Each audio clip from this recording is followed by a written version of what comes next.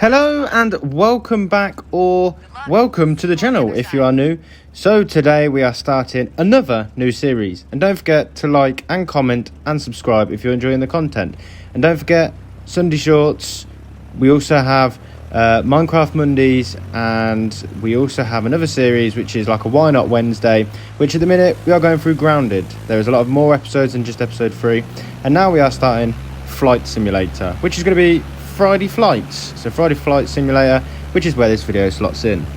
So today's episode then in Friday Flights is a bit of a tutorial. So myself, I am doing the tutorials. So tip number 1 is going to be ensure you take your time in the tutorial. It says an hour, but to be honest I think it took me more like 2. So do the 2-hour tutorials that they give you. It teaches you how to take off, teaches you the controls. It's going to teach you a little bit what I'm going to talk about. Well, it teaches you everything. I'm going to touch base on certain things. But it teaches you how to change camera. This is quite a complex game. As you can see here, I'm struggling to take off. It's a very fun, different type of simulator game. But I'm going to be going over V-speed, altitude, like your flaps, your trims, and things like that. So, looking at your altitude, you can see the dial in the middle. You've got an analog around the edge, but you've got your digital dial.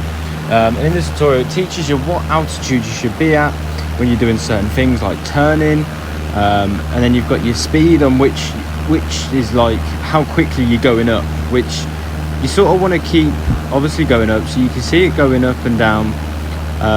It's sort of range between 0 and 5. My altitude you can see in the middle is going up. I'm trying to get to 5,700. I'm manually doing this by going up and down, but I am... Oh, my beach build just ran out behind me. But you can also do this with your trim. So your trim uses like a steady increase, where your sort of performance of going up and down doesn't use your trim sort of flaps, I guess. So that's shown in the bottom right. You can also see this in your sort of first person view, which is very, very complicated. Unless you're like a pilot yourself, you'd probably struggle seeing it in first person. As you can see in this view, you've got your dials and your cockpit and things like that. So I've just shown you the controls in the bottom right. And in the bottom left, you also have some other controls, which again, the tutorial goes over massively. I'm just giving you some tips, but by all means, obviously do the tutorial. So in the bottom left, we have airspeed, your engine rate, your fuel, and your AOA, which I don't actually know what it stands for, but the AOA is basically how quick you're going up. So as you can see, I'm going up far too quick here. By all means, I'm a novice. This is where I should be using my trim, where it increases over time, and like lets you go up at a steady rate. I'm going up too quick here. I have my fuel, so when you're on free roam, things like that, you need to obviously plan your routes, which we'll cover shortly. You have your engine speed, which you obviously want to ramp up to as max as you can when you're taking off. You want to keep it at a steady speed at certain points when you're flying through the air to stop your plane jolting. And you have your airspeed. So this is covered in knots. At certain points, at certain heights, you want to get this to a certain airspeed. So as you can see in the top right, you've got objectives in the tutorial. So I need to get to 6,000 feet. So if you look in the bottom right, we're at 5,800. I need to get 75 knots. Your knots will change depending on your gradient. So my knots is quite low at the minute. That's because I'm going up. If I was going down, then my knots would obviously be quicker because gravity's feeding me down and I'm going a lot quicker. Like I say, I'm a novice. This is a new series. We're going to get there. But in this series, you'll see different landmarks. Like I say, today is a little bit different. I'm going through the tutorial, but the first couple of episodes probably will be covering some tutorial sort of things. So I did touch a little bit on fuel and navigation. You'll see in the top left, well, not on this camera, but you'll see on the top left when you're in sort of third person view, I guess is this game, sort of your compass and the degrees and things like that.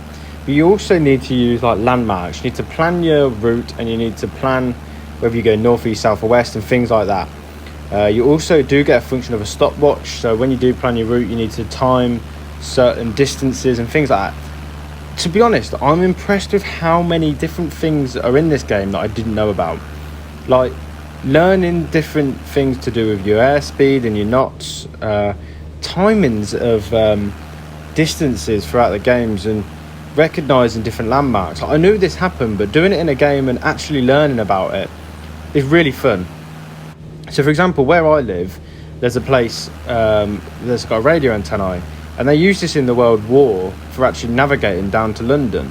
I'm in like sort of near Birmingham sort of area. When they took off in Birmingham or Coventry, they used the hill, which has a radio antenna on top of, to know that they were going in the right direction. So like what you do in this game, you know you're going, like I'm sort of going northeast and sort of know I'm going at 36 degrees.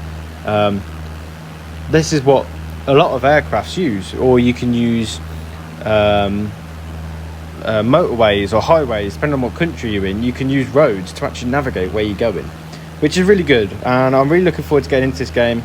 So like I say, we've got Sunday shorts, we've got Minecraft Mondays, got Why Not Wednesdays, which is a bit grounded at the minute, and we've got Friday flights. By all means, there are 5 sort of series we're working on there. I'm sort of trying to build up a routine and building I'm trying to build a different audience. So everyone who watches this series may not like Minecraft, or they may not like Grounded, or some people that watch shorts probably don't even like any of the other series because they're just interested in quick flick through videos. So like I say, today's was a little bit different. I wanted to get the feelers out there, see how well this series does. May do a little bit different style next episode, might do some of the tutorials but a different one or something like that, and then eventually we're going to move on to different landmarks, exploring the world. Basically, we're all in lockdown. Well, in the UK we're out of some sort of lockdown, but we can't travel. So that's why I'm intrigued to see this game. I've always been intrigued in flying, I've always travelled, and yeah, I just want to see what this game brings, really. I mean, I've enjoyed the tutorial, though it has been a little bit stressful learning controls, and like I said, I am not the best pilot. So yeah, don't judge, don't hate at me, but I do just want to bring some attention to how good this game is. Like I say, when you're in this view, the first person view, just look at the graphics. You've got the glare on the windows. This game also brings live weather. Don't know how it does it. It probably does, like, I don't really know. I'm guessing the game runs off 2 different drivers, where one's like sort of picking up live feeds of the weather over the world, like your weather app does, and just injects it into this game. So to be honest, I'm on the tutorial. I don't quite know where this tutorial is ran, but this is live weather, so this would be the sort of time it is, things like that. I don't know, go and explore your hometown and double check where I am right now today as of recording this video. It's windy and rainy. I wonder what it's like on this game. And if it's windy and rainy, what's the weather like flying over your own house? Is it turbulence and things like that? And that's what I like about it. You've got the experience of being thrown into the world where you're just already flying, or you've got the experience of taking off. So, for example, I'm near Birmingham in England. I might take off at Birmingham International Airport, but you've also got planes flying in. You've got to wait for traffic and things like that. It's really, really intense. And you think, flight simulator, just take off, fly, and things like that. It's really, really good. I like the thought that's gone into this game. Taking off at airports, landing as you're about to see me do. Bumpy ride. I'm probably meant to be at less knots than this. Probably should have turned my engine down. As you can see, my dial's going down, and I panic at the end and boop, bop it like that. But yeah, guys, if you're interested in this series and you want to see more, be sure to drop a like. Don't forget to subscribe and click that bell notification to stay up to date with any other videos, or just tune back in on a Friday, which is when the videos will be going live.